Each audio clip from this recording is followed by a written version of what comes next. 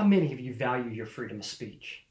What would you say if I told you the same value you place on your freedom of speech is the same value gun advocates place on the right to keep and bear arms? We need to come to an understanding that the same Constitution that supports your freedom of speech is the same one that protects the right to keep and bear arms. And any discussion on restricting or controlling guns is a violation of the same Constitution that supports your freedom of speech.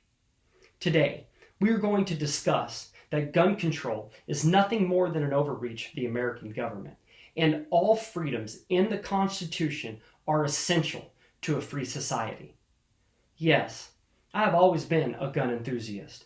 However, with the rise of gun violence in the United States, I have had to reevaluate my position to make sure I am understanding the depth of the argument being presented on both sides.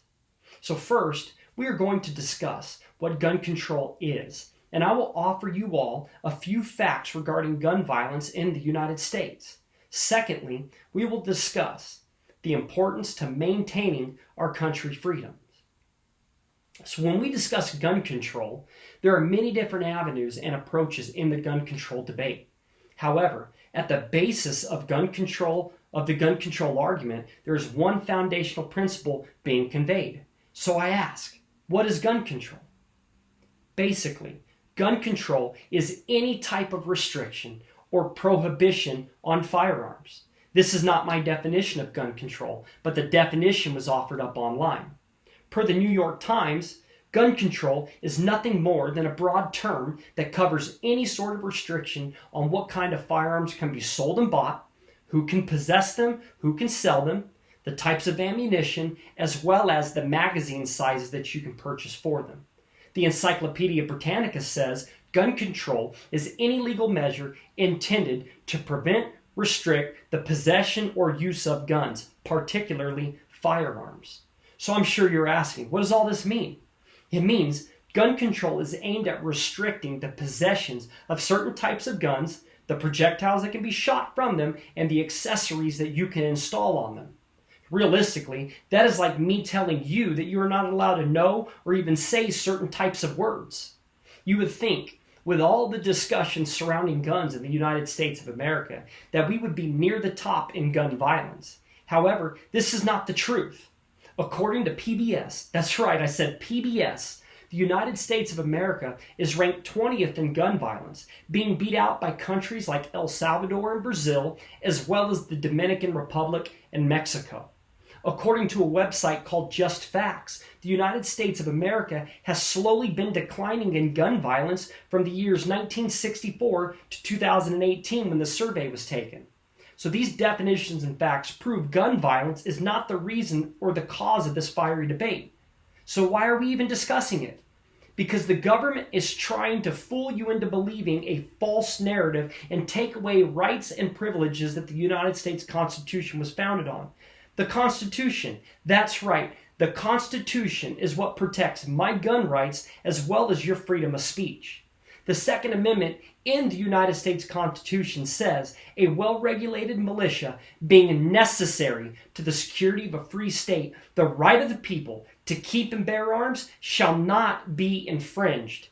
According to Cornell Law School, the right of the people to keep and bear arms creates an individual constitutional right for citizens of the United States, meaning it is my constitutional right to keep and bear arms as much as your constitutional right to keep your freedom of speech.